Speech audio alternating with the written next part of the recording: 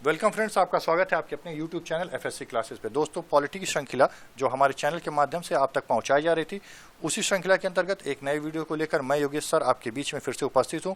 आज की वीडियो का टॉपिक है दोस्तों राष्ट्रीय प्रतीक। राष्ट्रीय प्रतीक आज की वीडियो का टॉपिक है। दोस्तों, ये टॉपिक प्रत्येक परीक्षा की दृष्टि से, चाहे आप ग्रुप डी की परीक्षा दे रहे हों या यूपीपीसीएस की परीक्षा दे रहे हो, प्रत्येक के प्राथमिक स्तर के परीक्षा की दृष्टि से ये टॉपिक अतिशय महत्वपूर्ण माना जाता है। यहाँ से प्रश्न आते हैं, सामान्य से प्रश्न होते हैं, जानने वाले प्रश्न होते हैं, और फिर भी छात्र गलती कर देते हैं। उन्हीं गलतियों से आपको बचाने के लिए, परीक्षा में आपके प्रश्नों को सही कराने के लिए, पेट एग्जाम में आपके उच्च परसेंटाइल को दिलाने के लिए हम आपके सामने हैं इस नए वीडियो को लेके। तो दोस्तों, पहला प्रश्न आपके सामने है, किस वर्ष जनगण मन को भारत के राष्ट्रगान के रूप में अपनाया गया? तो यहाँ आप सबसे पहले राष्ट्रगान का अर्थ समझें कि राष्ट्र के सम्मान में गाए जाने वाले गीत को क्या कहते हैं? राष्ट्रगान कहते हैं। तो राष्ट्रगान को कब अपनाया गया? केवल यहाँ सन की बात अगर करें तो 1950 इसका सही जवाब होगा। 1950 में इसको अपनाया गया था। इसकी कुछ इससे संबंधित डिटेल्स को देख लेते हैं। जैसे 24 जनवरी, कब? 24 जनवरी 1950 को राष्ट्रगान के रूप में जनगण मनगण का चयन किया गया। अब बात अगर जनगण मनगण की आई है तो जनगण मन से संबंधित इसके रचयिता कौन? इसके रचयिता, ठीक, पहली बार कहा, कब गाया गया, ठीक है, किसने गाया, क्या किसने गाया, इन प्रश्नों को भी देख लेते हैं। एक चीज और आप देखेंगे कि जनगण मनगण को गाने में जो समय निर्धारित किया गया वो है 52 सेकेंड। मतलब 52 सेकेंड के अंतर्गत राष्ट्रगान जनगण मनगण को गाया जाता है।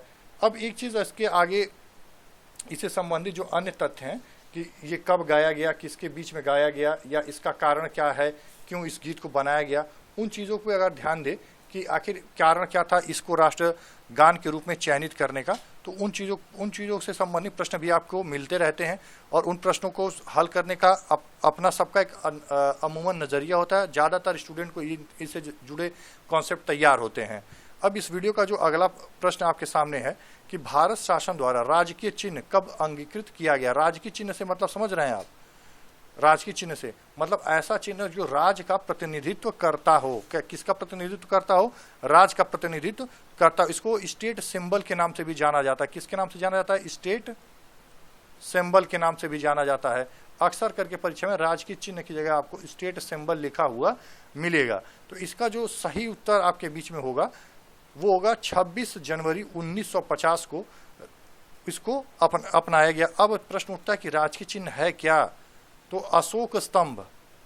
कौन सा? अशोक स्तंभ। अशोक स्तंभ कहाँ है? ये अशोक स्तंभ ये सारनाथ में है। सारनाथ कहाँ है? वाराणसी के पास में है। ये यूपी में, सारनाथ यूपी में है, वाराणसी के पास में। अशोक स्तंभ के ऊपर इस 4 सिंहों की एक शैलकृति कह सकते हो उसको, शैलकृति, जिसको अशोक स्तंभ की जगह कई जगह अब सिंह स्तंभ के रूप में भी लिखा जा रहा है। किसके रूप में लिखा जा रहा है? सिंह स्तंभ के रूप में भी लिखा जा रहा है। तो 4 शेरों की आकृति जो आपस में पीठ सटाए हुए हैं, उनकी आकृति है, जिसे अशोक ने बनवाया था। कहाँ पे बनवाया था? सारनाथ में है ये आकृति। इसको राजकीय चिन्ह के रूप में अपनाया गया है। कब अपनाया गया है? डेट है 26 जनवरी 1950। कब बनवाया था और इसका क्या सिंबल अशोक देना चाहता था? इस तरह के प्रश्नों का हल आपको हिस्ट्री के, इतिहास के बूस्टर के दौरान लेके आपके सामने उपस्थित होऊंगा कि इतिहास जब पढ़ेंगे तो मेनली रूप से आपका प्रत्येक शासक, और चूंकि ये पेट परीक्षा में भी है तो जल्दी ही इसका बूस्टर लेके आपके सामने होंगे, वहां आपके इन डाउटों को क्लियर किया जाएगा। अब अगला प्रश्न देखते हैं, भारत की संविधान सभा ने राष्ट्रीय ध्वज को सर्वप्रथम कब स्वीकार किया? ठीक, अब आप जानते हैं कि उस समय की जो संसद थी वो संविधान सभा ही थी। संविधान सभा ही संसद थी। ठीक, अब संसद ने या संविधान सभा ने राष्ट्रीय ध्वज को कब स्वीकार किया? तो इसका ये काफी उलझाऊ सवाल होता है, क्योंकि 22 जुलाई 1947 कई बच्चे टिक नहीं मारते हैं। कई लोग इसको 26 जनवरी मान देते हैं, 26 जनवरी। कई लोग इसको 26 जुलाई भी मार के चले आए हैं और आके क्लास में बताएं कि सर ये उत्तर गलत हो गया। ठीक, तो इसका सही उत्तर होगा 22 जुलाई 1947, न कि 26 जुलाई और ना ही 26 जनवरी। ये दोनों इसके गलत उत्तर होंगे। अब चाहे राष्ट्रीय ध्वज की बात आई है तो राष्ट्रीय ध्वज से जो 1-2 प्रश्न और बनते हैं उनको भी देख लिया जाए। जैसे पूछता है कि राष्ट्रध्वज में लंबाई चौड़ाई का अनुपात क्या होता है। किसका अनुपात? लंबाई और चौड़ाई का अनुपात क्या होता है। ये प्रश्न कई बार यूपी SSSC पूछ चुका है, इसलिए ध्यान देंगे 2:3 होता है। हमारे क्लास के ऑफलाइन क्लास के कुछ बच्चे इसको 3:2 भी मार के आए, जो कि पूरी तरह से गलत है। इसका सही आंसर क्या होगा? 2:3। फिर इसमें एक अशोक चक्र है, कहाँ? सफेद पट्टी में, ठीक। इस ये पूछता है किस कलर का है, तो इसका ध्यान देखेंगे ब्लू कलर का है। ब्लू कलर का है, ब्लू मतलब नीले कलर का है। नीले कलर के अशोक चक्र हैं, जिसमें कितनी तिल्लियां हैं? 24 तिल्लियां हैं। तिल्लियों की संख्या 24, रंग नीला, किसका? अशोक चक्र का, ठीक। और अशोक चक्र किस वाले पट्टी पे है? सफेद वाले पट्टी पे है। तो इसको कब अपनाया गया? इसको कब अपनाया गया? 22 जुलाई 1947 को। अच्छा, अब एक चीज और यहाँ से पूछ लेता, कभी कभी पूछता कि किस अधिवेशन में। क्या पूछ लेता है कि किस अधिवेशन में। अधिवेशन से आप क्या समझ रहे हैं कि अधिवेशन का कहने का मतलब यह है कि 4 अधिवेशन हुए संविधान सभा, कुल 4 अधिवेशन की। तो चौथे अधिवेशन के दौरान, किस अधिवेशन के दौरान? चौथे अधिवेशन के दौरान राष्ट्रध्वज को अपनाया गया था। अब अगर बात आई, चौथे अधिवेशन की बात आई है, तो ये भी देख लेते हैं कि चौथा अधिवेशन कब से कब तक चला था, कि ठीक, कि चौथा अधिवेशन कब से कब तक चला था, ये भी पूछ लेता आपसे। वैसे इसके हिस्ट्री के सेक्शन के दौरान प्रत्येक अधिवेशन में कौन नेतृत्व किया था, कौन सा प्रस्ताव रखा था, या उन प्रस्ताव में कहाँ तक बहुमत हुआ था, इन सारी चीज़ों को लेकर इतिहास की कक्षा में, इतिहास के बूस्टर में मैं आपके सामने आऊँगा। लेकिन चौथे अधिवेशन की बात को यहीं क्लियर कर देते हैं कि चौथा अधिवेशन 14 जुलाई से, कब से? 14 जुलाई से शुरू हुआ था। और कब तक चला था ये अधिवेशन? 31 जुलाई तक चला था। 31 जुलाई तक चला था। 14 जुलाई से 31 जुलाई तक चला था। सन वही कॉमन है 1947।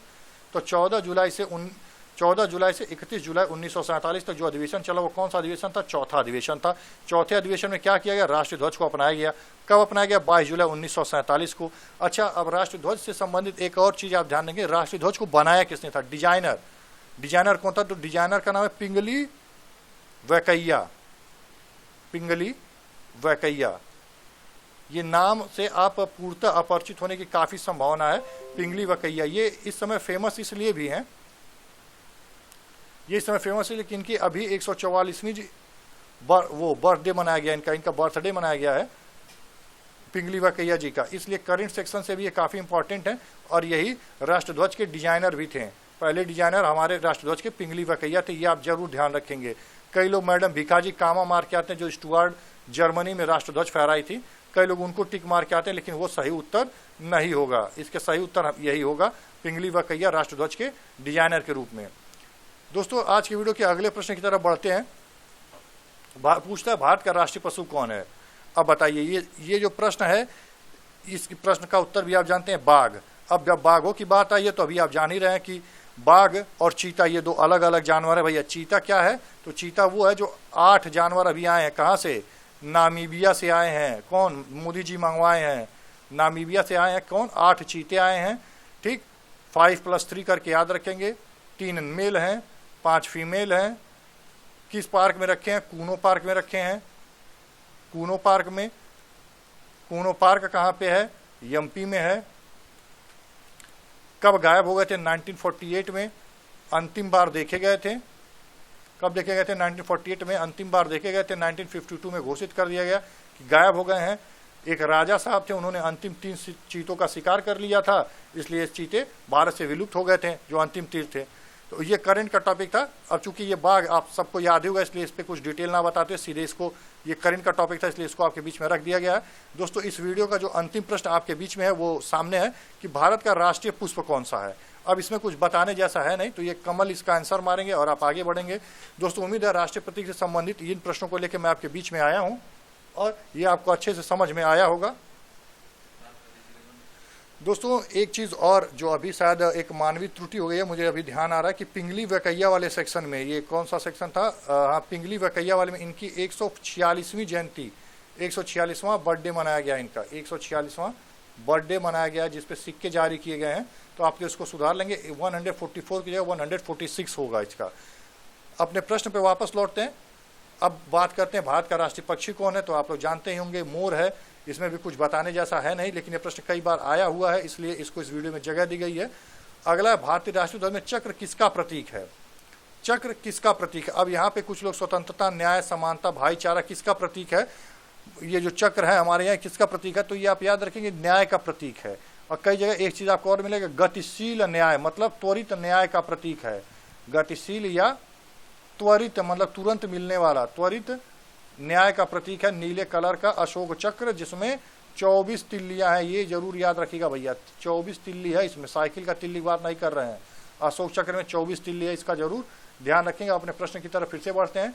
भारतीय राष्ट्रीय ध्वज में तिल्लियों की संख्या देखिए, अभी मैंने आपको बताया था कि इसमें कितनी तिल्लियां हैं, 24 तिल्लियां की। कलर आपको याद ही होगा, पिछले स्लाइड के दौरान बताया था आपको, ब्लू कलर होगा।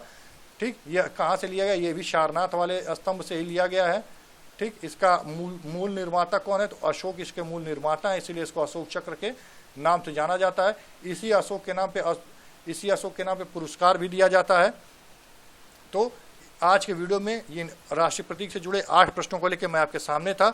इन 8 प्रश्नों को समझाने में हमारा चैनल और हमारी टीम ने जो मेहनत की है, आशा करता हूँ आपको मेहनत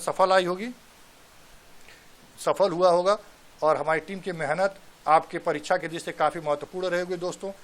इसी के साथ आपसे एक विनम्र निवेदन भी है, एक विनम्र आग्रह समझिए या एक रिक्वेस्ट समझिए कि दोस्तों, जैसे कि आप जान रहे हैं कि ग्लोबल वार्मिंग की समस्या लगातार बढ़ रही है। पर्यावरण में लगातार गर्मी और प्रदूषण की समस्या बढ़ रही है। हमारे यहाँ का एयर कंडीशन खराब हो रहा है। एयर कंडीशन मतलब एसी नहीं है, हवा की स्थिति की बात कर रहा हूँ मैं, एसी मत समझ लीजिएगा। हवा की स्थिति खराब हो रही है। इनसे बचने के लिए दोस्तों आप सभी से निवेदन है कि बरसात का मौसम चल रहा है, जैसे उत्तर भारत में इस समय व्यापक बरसात हो रही है। इस बरसात का लाभ लेते हुए दोस्तों हमारा चैनल आपसे रिक्वेस्ट करता है कि कृपया वृक्ष लगाएं, वृक्षारोपण करें और पर्यावरण को एक सुनहरे और हरे पर्यावरण के रूप में बदलने में हमारी मुहिम में सहयोग करें। दोस्तों, हमारा चैनल आपसे निवेदन करता है कि कम से कम एक छात्र एक वृक्ष लगाए, जिससे धरती माँ को हम वास्तविक उनके रूप में वापस करके इस धारा को ग्लोबल वार्मिंग जैसे दुष्प्रभाव से मुक्त कर सकें और अपने आने वाली पीढ़ी को एक उत्तम वातावरण दे सके। दोस्तों, इसी निवेदन और इसी रिक्वेस्ट के साथ आज का वीडियो समाप्त करता हूं। अगली वीडियो लेके फिर जल्द ही आपके बीच में आऊंगा। तब तक के लिए धन्यवाद। FSC चैनल पे अपने प्यार को बनाए रखने के लिए दोस्तों आपका बहुत बहुत धन्यवाद। इस वीडियो को शेयर करके किसी गरीब की पढ़ने में मदद जरूर करें। Okay friends, thank you. मिलते हैं नेक्स्ट वीडियो में।